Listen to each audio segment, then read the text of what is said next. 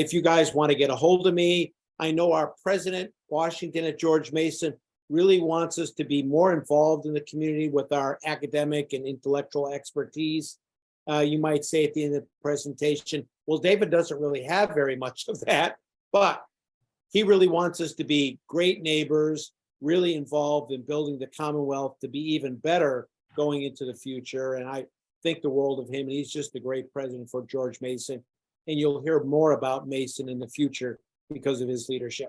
So I'm here to talk about creating and sustaining an exceptional nonprofit organization.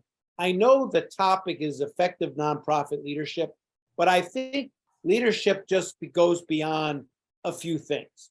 It really encompasses the individual, the mission, the team, every aspect of meeting your goal, whatever that goal is. So here's a little bit about my professional background. I came to nonprofits, as I said, late. I worked on Capitol Hill as a staffer from a congressman who was from southwestern Minnesota many years ago. I became a lobbyist for the National Federation of Independent Business, which has about 300,000 members across the country. Much like the chamber represents small business people, although the chamber represents a lot of medium and large business people too. And I think that's a really good thing. Then I went to the National Beer Wholesalers Association, which you'll say, it was a dream job, David. And I'm like, it was a dream job. It was really fun. We had a great time. I learned a lot of lessons, and I'll talk about a couple of them today. Then I became the president and CEO of the National Association of Broadcasters, which represents about 2,000 TV stations and about 13,000 radio stations across America and the world, which was a really big deal. You may remember about a decade ago, there was an analog to digital TV transition, and I was really privileged to run that operation when I was there, and we helped transform 30 million people who had older TV sets into the digital age. And I think our expertise was, we just ran an outstanding campaign because I had a great team, great people, and it really made a difference for a lot of folks. I then moved into the academic world primarily because my wife and I have 4 children. When the 4th was born, the oldest was 3. We have a set of twins in the middle, and I was never home. And I just didn't, I wanted to be a kind of a family person, and you got to spend time with your family. And I kept shortchanging them, and I didn't really want to have a career like that.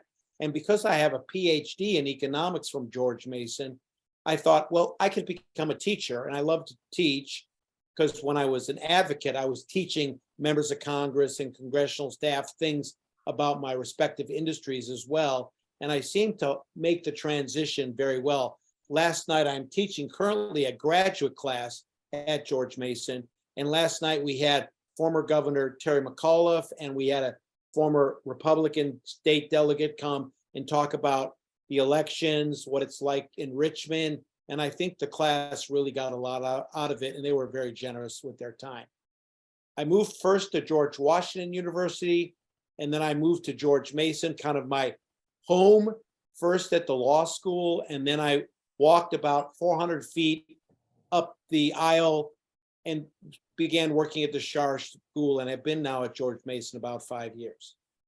My nonprofit experience, I wouldn't say is, I'm not a professional nonprofit person, but I've had a lot of good experiences. I was on the board of my alma mater, St. John's University in Minnesota, and that was really terrific for about 9 years.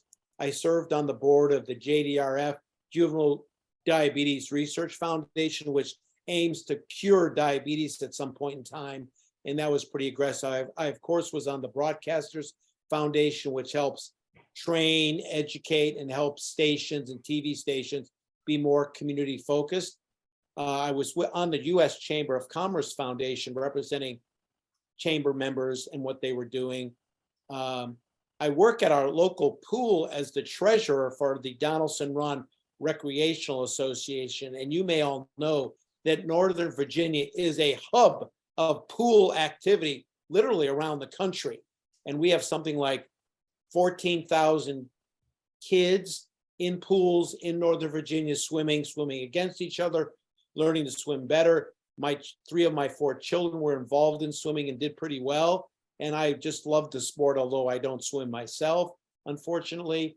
But it continues to be a great intersection of the community, my neighbors, and what we're doing to improve people's lives. I was recently appointed by Governor Youngkin to serve on the board of the Virginia Humanities Foundation, which is a nonprofit as well. We meet in Charlottesville, and it's designed to promote diversity, culture, and history in Virginia. They do a great job, but some of the things that I'm talking about today, I eventually want to encourage the Virginia Humanities to do as well, because they're 50 years old, and I think we could be communicating and outreach and providing more things for the citizens of Virginia to understand about their state. So first off, how should we think about a nonprofit? And here's where there has been, in my view, there's been a lot of siloed thinking. You know, I love nonprofit people. They say, David, I work for a nonprofit. I go, well, that's great. And once a year, you're designated by a special designation by the IRS as being a nonprofit. Every other day of the year, you're effectively a business, because your revenue must always exceed your costs if you want to succeed. And unfortunately, we have a lot of nonprofits that have great ideas, but they don't get the wherewithal to support what they're doing, and they're therefore can't achieve their mission. I am all mission oriented, but you got to think kind of mentally, we're a nonprofit, but we're really a business, and we act like a business, and we have to have wide-ranging business principles to be successful. So why is this thinking so important? As I mentioned, it really permeates your persona. You know, we're a nonprofit. We're going to get a lot of people to support us, and I'll get into that more in just a second. Or we're a nonprofit, therefore we can make a lot of decisions. Well, you're always constrained by your resources, whether they're volunteers, cash, support in the community, government, whatever it is, nonprofits, other nonprofits, whatever it is. But there's always constraints put upon you. So you're always thinking of what's the best choice, because when you make that choice, the second best choice usually can't be made because of your restrictions. It, of course, impacts our choices on things, because when you do A, you likely can't do B, or if you do A, B, and C, you probably can't do D, E, and F. You're always making choices, and they're hard. And they're especially hard for nonprofits, because there's such a need in our country and in Virginia to help people. And of course, it affects your outward public awareness. I think the great thing nonprofits have going for them is that people know if you're a nonprofit and you have a great mission, it's almost like they're instantly sympathetic and they want to help. But as I will talk about in just a second, there are a lot of nonprofits out there, and it's extremely competitive to get people's attention and to get their focused on helping you. So, as I just said, much like in my work on Capitol Hill, and I did a study on this a few years ago, there's information clutter everywhere. You know, we're constantly hit with information. I mean, you all probably get dozens, if not hundreds of emails. You get texts from all sorts of people, a lot of people you don't even know who are texting you about something.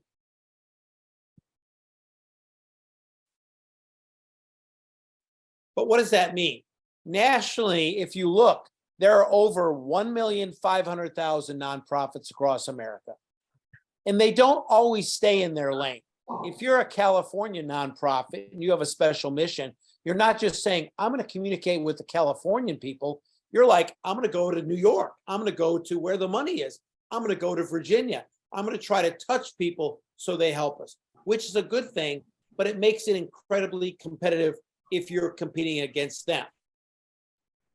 Virginia has, I was surprised by this, over 50,000 nonprofits employing 524,000 people, earning more than 79 billion, with assets roughly of 208 billion. Now, this is a wide range. It includes trade associations as well as your traditional nonprofit labor union organizations, pool organizations, but that's a lot of money and a lot of people and a lot of competition. Across the river, I thought it would be interesting to find out, well, how many nonprofits are in Washington, the hub of the United States? There are almost 20,000. So there is I talk to my students about this as well. You always have to have in the back of your mind the idea that there's a competition for time, for attention, and for financial support for your particular mission, your nonprofit, and it's immense. I know I just had a Capitol Hill speaker come in talking to my class, and they said, well, post-COVID, how do people communicate? And they go, through email, which seems obvious.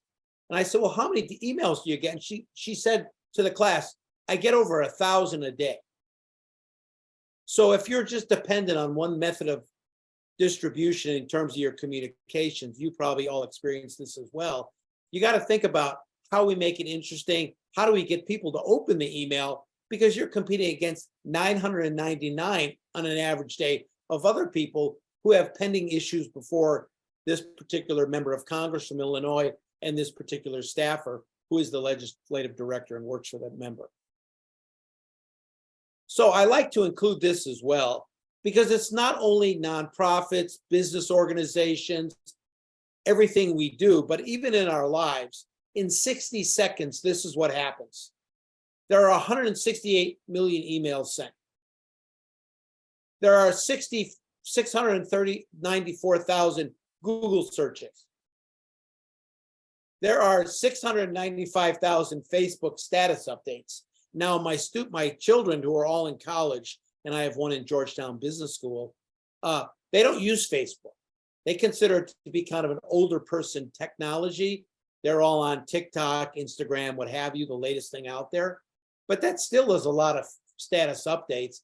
And of course, as a CEO type person, I'm thinking, are my people doing it during the day as well? Well, they are. And that needs to be figured in what they're working, their priorities, and what you're trying to accomplish. And it's not a bad thing because it, in a way, connects us, but in a way also causes us serious issues depending on our background, our particular religious, if we haven't, because it seems even Facebook's getting more divisive, unfortunately, like we've seen on some of the other platforms. There are 350,000 tweets on Twitter, 10,000 iPhone apps downloaded every 60 seconds. And a friend of mine and I had a business which unfortunately wasn't successful, but he said to me, David, he knew Steve Jobs and helped him on a project on education. And he said, if you can get your app on the front page of iPad, you become a multimillionaire, unless it's free. Because there are so many downloaded by people and they're willing to pay $2.95 or $3.95 or 99 cents to get it, just by the power of the iPhone reach. Something else that I was really interested in is YouTube. It's now a great search engine as well, but there are 500 hours of video uploaded on YouTube every minute. 16,000 views estimated on TikTok. They haven't officially released what they do in 60 seconds. And of course, I like using LinkedIn. I think it's a more professional platform for business people. You may use it, you may not use it. I think it's really good. It connects with people and it's non-political, non-social. It's like, I've got this idea and then people respond to you. But there are 1,388 posts on LinkedIn every 60 seconds. So, and of course, we have 66,000 pictures posted on Instagram. Why am I making this point?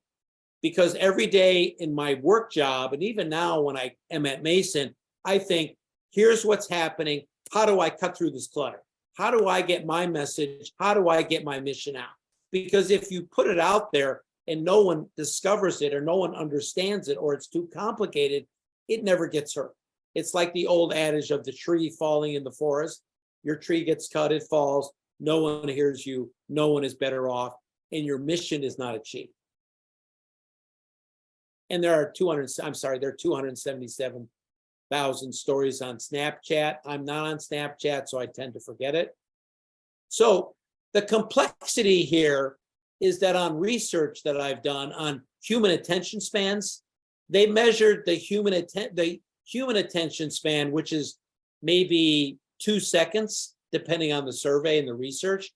Then they tested what an attention span is for a squirrel. And they found it to be 3 seconds, unless it finds a nut. If it's there, it finds a nut, it usually spends time with that nut up to 4 minutes, picking up the nut, moving it into their layer, so to speak, where they're living, making sure the nut works for them. But it's usually 3 seconds. What they discovered in the research, which I found astounding, is that a human attention span is shorter than a squirrel's attention span. And I leave that with you to ponder and think about. And that's what we're all doing in our competitive world in which we live, not only in the United States, but around the world. So we're constantly searching, borrowing, focusing, pruning, investing, evolving, and implementing strategies to break through this internal clutter and external information clutter that's all around us. And I say internal clutter because having run organizations and being involved in nonprofits, there's a lot of stuff going on that we have to cut through internally as well. So to be heard and understood, we have to be thinking about how we're heard and understood while we weigh our past against the future. And that's our greatest challenge.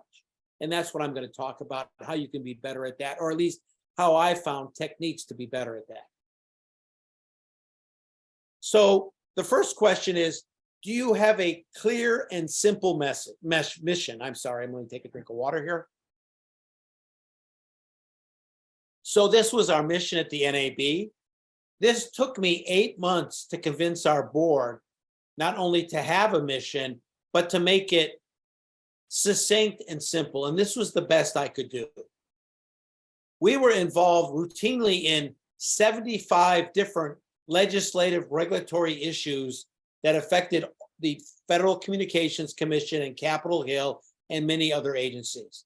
And those of you, like our friend from NACS here, knows you can't walk into a congressional office, look at a member of Congress and say, well, I have 75 things I want to talk about.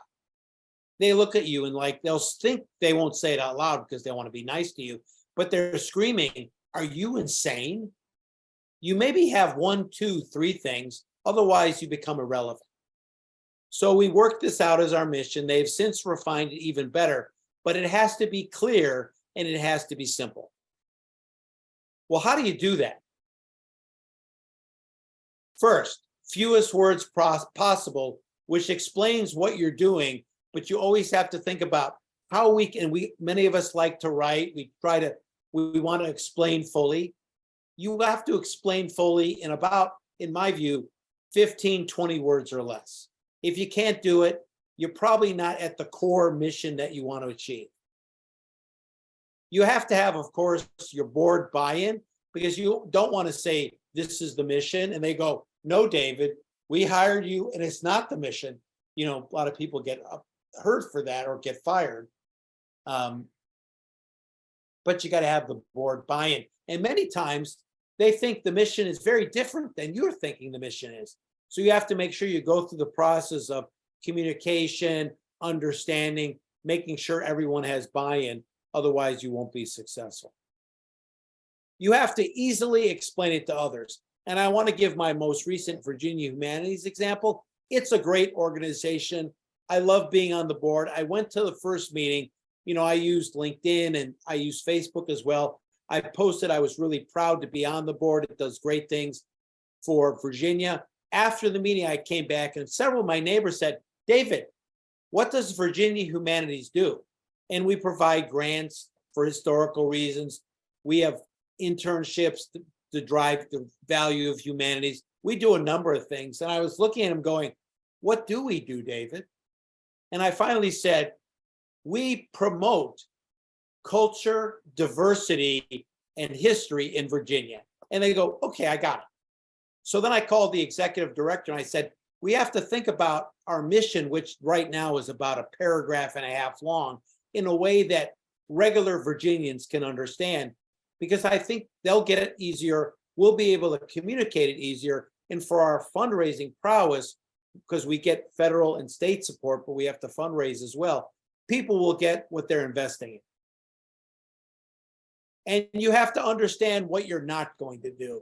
There's always, particularly for successful groups, there's constant desire by people to have mission creep.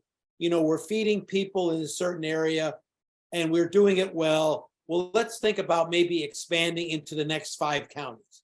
Well, that means a lot of things, and it might dilute your mission. I'm not saying we shouldn't do that. Of course, we should be feeding people, but maybe there's another organization that needs to be started in that county, or there's one already there that needs to be helped. Because if you dilute the mission and you lose kind of the intensity, you lose a lot of your effectiveness, in my mind. And you have to decide how you'll measure your success before announcing.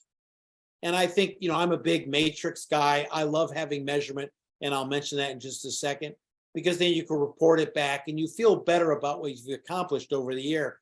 If you say, you know, I did this, I did that, we fed 55,000 people, we helped these people, you know, we helped people who were from Afghanistan and needed housing and help, and we provided it to 25 or 50 or 100 families who lived in the county, or whatever the mission is. But people also like measurement. They like statistics, and particularly they like statistics in the media, as I learned when I was the CEO of the NAB. So you have to have intense focus. This isn't something you could just say, oh, right, I think there's a cause here, and I think we should start a nonprofit and we'll solve it.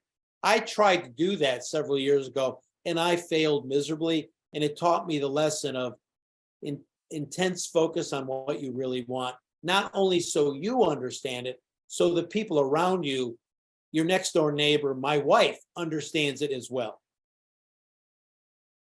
So another fundamental for success, I think, is your internal organization. Do you have a clear organization, and do you stretch employee expectations?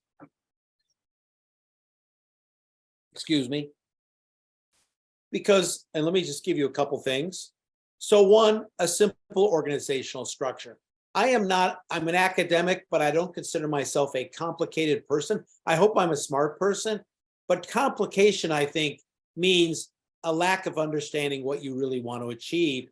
And so many organizations, not only in the nonprofit world, a subsection of that in the association world, academia, business, they get complicated because they see avenues of value and they want to solve that value. But then you have people not knowing what they're supposed to do. It gets costly and complicated, and you want to keep it simple and direct, in my mind. So I'm a big believer in specific written job descriptions. When I came into the NAB, we had like 135 employees, which we narrowed down over the years to much less. But people were hired, but didn't really know what they were doing. Really didn't know what they were supposed to do. It was like the Vulcan mind probe. When they got the job, they saw something that said, you're here to do this, where I always thought, give people specifics. Your job is to do this. If you're a membership, to grow membership by 3% over each year. Nothing that was unreasonable, but was stretched for them so they could achieve it. And we did their review at the end of the year. We could say, well, your goal was 3%, but you actually achieved 5%. Good for you. And we're going to compensate you for that. And they knew that there was a result for meeting those goals. And they would have, and as I said, they would have annual individual performance goals, because even in a small internal organization, people tend to like each other and want to work together. And no one's want to say is Betty really meeting the goals of the organization? She's great. I love her. She's terrific. She's great personality. But is she achieving what her job is inspiring her to do? And that's a tough conversation.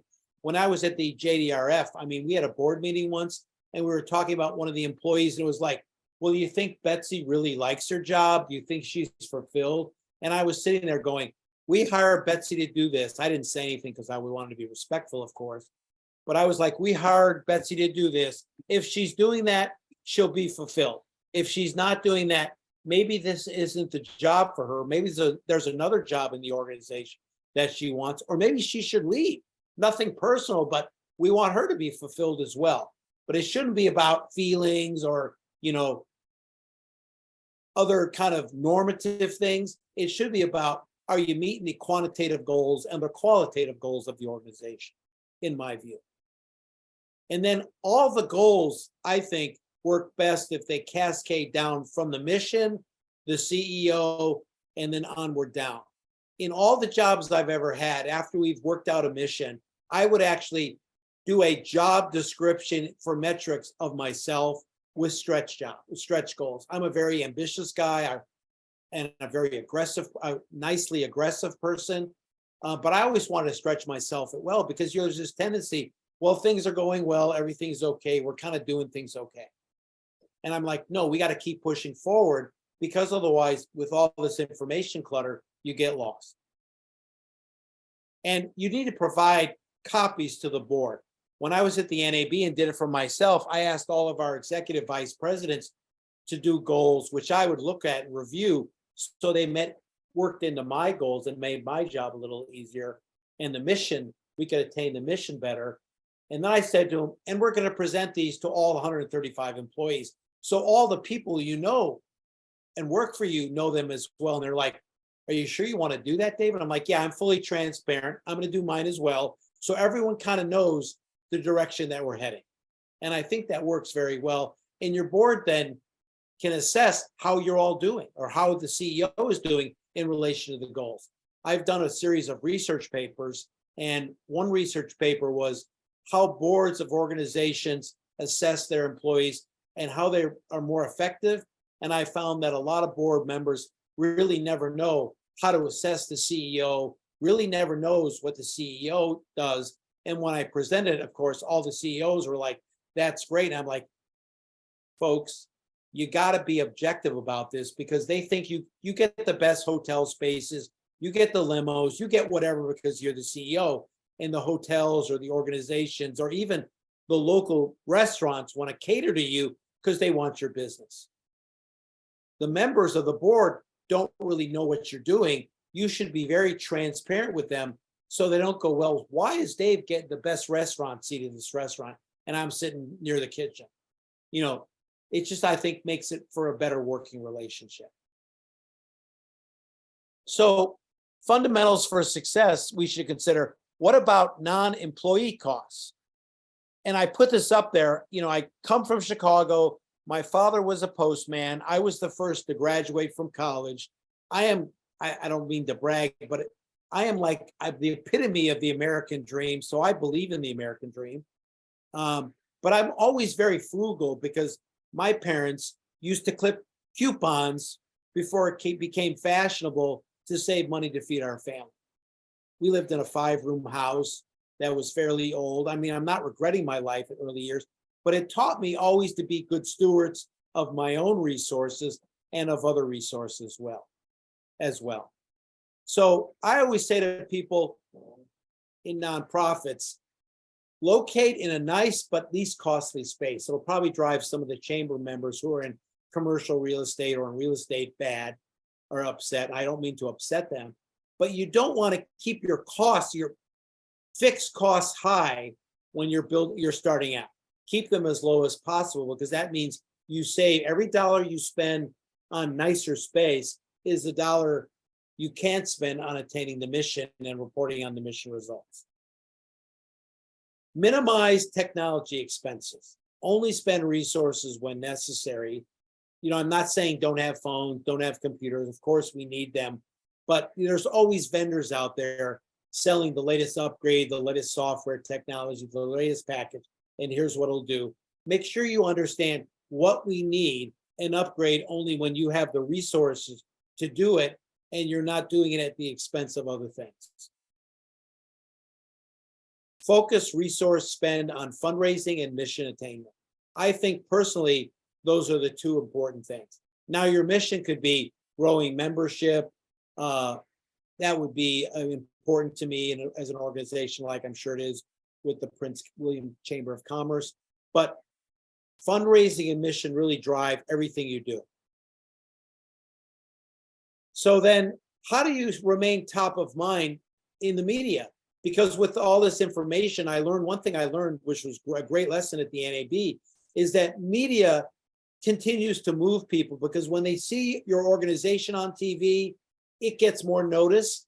They get in the back of their mind, well, I saw them on Channel 7 or Channel 9 or Channel 4 or Channel 5. I am obligated to mention all the local TV stations, being the former president of the NAB. But it makes it easier then to fundraise and attain your mission. There's a lot of things you could do. A lot of people don't know that radio and TV are required to run certain amount of public service announcements. So if you're in a nonprofit that does something, try to get the local radio station or local TV station, or conceive of an event where it can get broadcast, and then get the link and send it to everybody who's on your list saying, we were featured today on Channel 9. It'll be great. They'll love it. They'll think you're doing stuff because you are. It'll be helpful in your fundraising and your mission attainment. Be on social media, but expect little response. As I mentioned, there's all this clutter going on. I use social media primarily for my classes and for George Mason, but not a lot of people see it. But you see, even today I posted something about doing this morning, and someone I'd never met, never heard of said, I like it, David. Good luck. Have a great job. And then let me know what you're talking about afterwards. I'm like, sure, no problem. That's what we do at Mason. We spread our knowledge. Create a great story to tell. The media is always, as you guys probably are aware, they're always looking for great stories, particularly great emotional stories, great stories of helping people and making their lives better. And that's where nonprofits really have a field day. They just have to figure out what's unique about us and makes our nonprofit compelling to get that time. Because you're competing against a bunch of DC nonprofits who are trying to get on TV and radio as well. If you guys have the wherewithal, issue legitimate surveys, polls, and quantitative stories. The media, particularly newspapers, but also radio and even TV, but I think newspapers a lot are dominant because there's more space. They love numbers. This percentage of people are being helped by our nonprofit. This is the impact we're having in the county. And they do a story about that. They'll write it. They're looking for filler as well. And they want to make sure that Prince William readers know what's going on, whether it's on their website or whether it's in their hard copy. And understand the different forms of media. Took me a while to understand that, but media, of course, because they have more space, particularly if they're on the internet, they have more room to talk about stories, to get into more detail. Radio has more time, but not the longest amount of time. But TV, 30 seconds is an eternity on TV. So you have to think about kind of longer medium, shorter medium, and then tell your stories around that. Because you approach a TV station, you get, here's our copy, and it's like going on and on and on and on. You'll never be on. And then you can recirculate the coverage, as I mentioned, with donors, with supporters, with volunteers, even with other media. Despite the fact that the media has a reputation of being independent, when I ran the DTV campaign, every time we constructed a list of about 1,000 reporters in various newspapers, radio, and TV who covered the transition from analog to digital TV. And every time we had a story or two, we sent it to everybody else. And surprisingly, other people would run not the same story, but similar stories that was in the same genre about it. So they are independent, but they are really kind of leaders and followers at the same time. So how can you build the financial war chest to support the nonprofit in this area of competition? So a fundamental for success, again, and as a leader, you need to constantly think about is fundraising, because it costs money to do things. So create a specific plan which monitors markers to assess how you're doing. Just don't say, we're going to raise $300,000 this year, because it won't happen. We're going to raise, 75 the first quarter. We're going to raise 75 the second quarter, perhaps. We're more holiday oriented. We're going to raise maybe 100 the third quarter, whatever totals up. And then I like to establish pyramid levels of giving. So when you approach people, you can say, well, I'm a premium supporter of the foundation or the nonprofit, and give them a lot of recognition, because that's what people, they'll do it because of the good cause, but they like to be recognized for their efforts as well.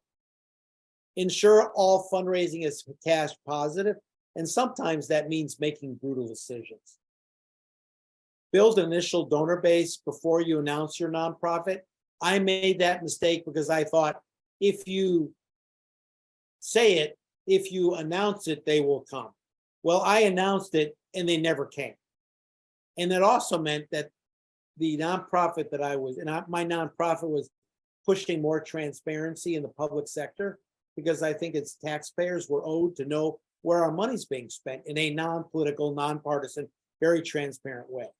But no one really thought, at least at the time, no one really thought that as well. And we ended up having to just end it and close it down. Create a list of donors, of course, and make sure you're kind of feeding them information. They're getting, people love being an insider, giving them inside information, even if it's just, you know, a picture or a quote or a paragraph so they can see it. Because you never know if they're going to open it and read it. And, you know, for the NAB, we would send emails out to our members who were getting thousands of emails because everyone wanted to be on the radio or TV. So I decided we'd come up with a subject line everyone know it came from us and was sort of okay. And my subject line was breaking news, because they all worked with breaking news in their operations, understood what that meant, that it was immediate. Don't be afraid to ask, because it's better to hear a no than to keep having conversations and getting people to kind of, I mean, you have to kind of build up the base and support. But if you're soliciting someone and they're not really in, and you've met with them and you've had other people call them and you've demonstrated what you're doing, and they're still kind of like hem-hawing, they probably just don't want to hurt your feeling and saying no. So you only have scarce resources. Don't give up your scarce resource pursuing a lead that's never going to come about. And you generally spend months, because I know there's a lot of government money available for nonprofits, large businesses, and foundations, which again are great supporters. But I have found in my own personal life, it takes a long time, because they all have their own schedules of when they do grants and things. And even the Virginia Humanities has a schedule. And if you miss the window, you're out until the next year. It takes a lot of time.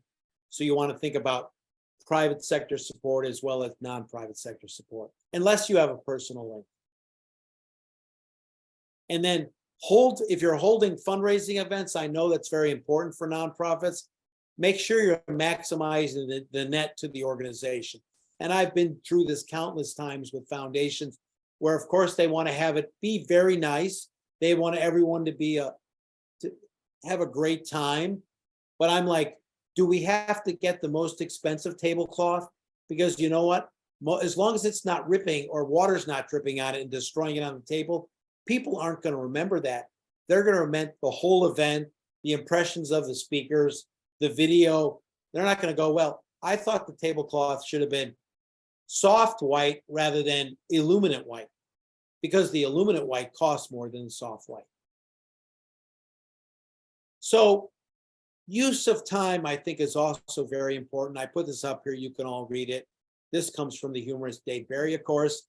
But he has basically said, we probably get done a lot more in the world and in the country, in our own organizations, if we use time more wisely and we didn't have meetings all the time. And then a person who I am basically a disciple of, Peter Drucker, who writes about business and nonprofits as well. Unfortunately, he passed away a few years ago. But he said something which I've always kept to heart, is that meetings are a symptom of bad organization. The fewer the meetings, the better. His view was, in your time, you either can spend time internally or externally. And the more internal time, meaning meetings, the fewer external time where you really make a difference you have to use. So how do you minimize the amount of time not focused on fundraising and mission execution? Keep the meetings to a specific date and time. We've all gone through, can you meet on Tuesday at 10 o'clock? We're inviting 10 people. No, I can move it in 9 o'clock. No, can you move it to Wednesday? And we're doing this reply all, and it's almost, you want to pull your hair out as opposed to saying, our meetings are always going to be at 2 o'clock or at 1 o'clock on Mondays, whatever the least amount of external time you need when everyone's going to be there from 3 to 4, and keep it from 3 to 4. Because you're not spending all that time sending emails back and forth or Slack or whatever technology you use. Allow the participants to see the agenda items before the meeting, because that'll take a lot away the surprise of, oh, we're talking about this. Well, they got it already.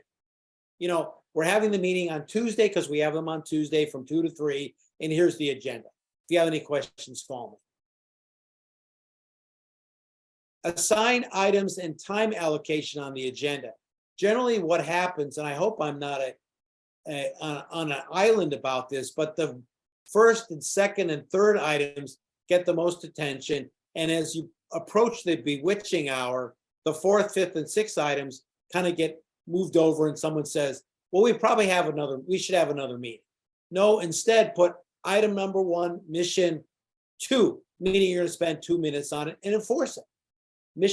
Item number 2, fundraising. Well, maybe you need 8 minutes about that because you've got some things coming up and you want to have a discussion, but enforce it. 3, so you're not rushing to end the meeting and you're not getting things done. Because I would routinely say to people in my organizations, and even now I advise nonprofits to do this, don't let the meetings go because people are not going to want to come to more meetings. Keep them kind of short and sweet and get to the point, and don't have anyone say, well, we got to have another meeting about this, because I would routinely say, no, we're going to decide now. You've had the agenda, you've had time to think about it for a week. Let's just come to fruition. Otherwise, you're going to die just endlessly meeting. Enforce a no electronics rule. Now, this might make people unhappy. And as the CEO or the head of the nonprofit, I would always take my phone off, turn it off. And I had 3 kids who were very young and my wonderful wife. And I would say, I'm turning off my phone. I want you to all turn off your phones too. Well, no, David, I might have something urgent. Well, you know what? I'm going to probably have something urgent too, but we're all going to focus on the meeting. So turn it off. And everyone would turn it off. I'd have them put their phones on the table so they couldn't. Sometimes they would and you know, it's pretty obvious and simple, but they'd have their phone on, but they'd have it under the table so they could look down on it and see what was going on. I'm like, okay, put your phone on the table, turn the damn thing off, because you're showing disrespect for your colleagues. And minimize reports on past actions. And this happens with my pool board all the time. We approve the minutes of the last meeting, and we have to talk about what we already done, which is eating into valuable time for our current meeting. Send the meeting minutes around, have somebody give them a minute to summarize what took place and to hit the high points. You don't want to sit there for 5 or 10 or 15 minutes going through what you already decided, because in my view, it is a total waste of time and detracts from what you really need to do. You're thinking about the present and the future. And engage in real conversation, and this is hard. You want to listen to everybody. I sometimes am accused of not listening. Everyone has to work at that. But just sometimes just close your mouth. And I don't mean that disrespectfully, but ask other people what they think, because they're not going to want to say, particularly if they disagree with the head of the organization, they're not going to want to say things publicly because they think it's going to hurt them in the organization. I love diverse and divergent opinions so we can talk it out and we can think through what we're doing. When we did this analog to digital transition, we had to buy the website the Department of Commerce used because the website they used wasn't effective. And somebody recommended a new one. And I said, what do you think? And I was already to say, okay, let's buy it. Until one person said, David, you may not understand, but in native Spanish, that means something really bad that I can't mention at the table. And I was like, okay, we're not using that. Come up with a better idea. What should it be? And we came up with a better idea. But had that not person felt the respect of being honest, we would have done something which would have been horrible and which would have put back our transition and probably made it extremely effective, because it would have offended every Spanish speaking American in the country. It was so bad. So I think you need to inspire and build enthusiasm into your organization. Be explicit about your values. Every new employee, every volunteer, make sure they get it. Think about ways you could distribute your mission. Sometimes people call it the vision, in regular and in new ways. There are lots of different things. I mean, I would print up on copy paper the mission and put it in the elevators. If we had an elevator, you put it on people's desks. We would often create a screensaver with the mission on it and send it to all the staffers to put it on their screenshots, and they would all want to do it because I had an incentive. If I walk by your office and your screenshot is on it, it's the mission, you get a $10 Starbucks card to go buy Starbucks. And you'd be surprised how little things, or you get mentioned in our next employee newsletter, how people will respond to things that you ask them to do if there's a little bit of an incentive for them in it. Embrace diversity and inclusion, because we all know the studies show it helps. You know, we all get siloed. We think about things a certain way.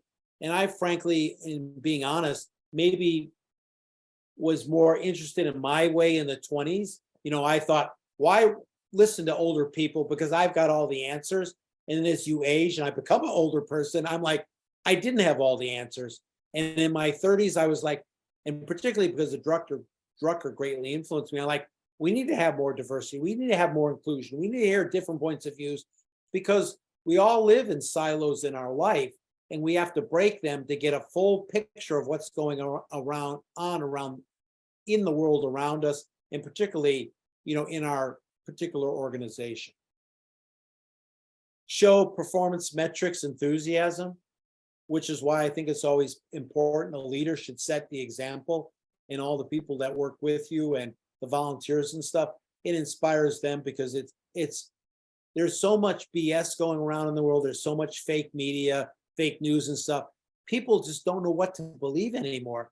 Where if you come in with numbers, it's much harder to say, we didn't achieve that when we fed 50,000 people, or whatever your mission, your nonprofit mission is. We did that, or we were able to provide 5,000 toys, or whatever the marker is, to give out at Christmas, because we all know what a toy means to a child who gets one, especially for those children that maybe aren't in families that could afford a lot of toys.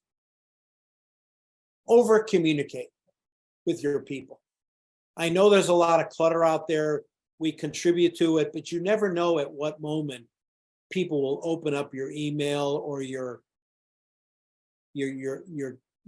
tweet or your picture or whatever.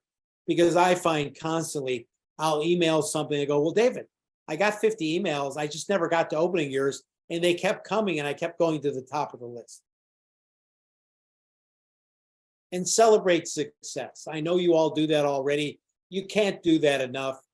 You know, I think it's important for the country and for the state and for our own individual neighborhoods and our communities. When we do something great, talk about it, because we hear so much negativity out there that I think people are like, well, yeah, okay, maybe life isn't that good. And I think we should be telling people, we have great people in this country. We have people who love each other, who are generous and kind, and want to make sure everyone does well, or at least to their greatest possible extent, and celebrate that, so we're not living in the doom and gloom of what people think America's like. So I would just end by saying the presentation by saying, don't forget the squirrel. That's kind of on a happy note. And maybe I'll stop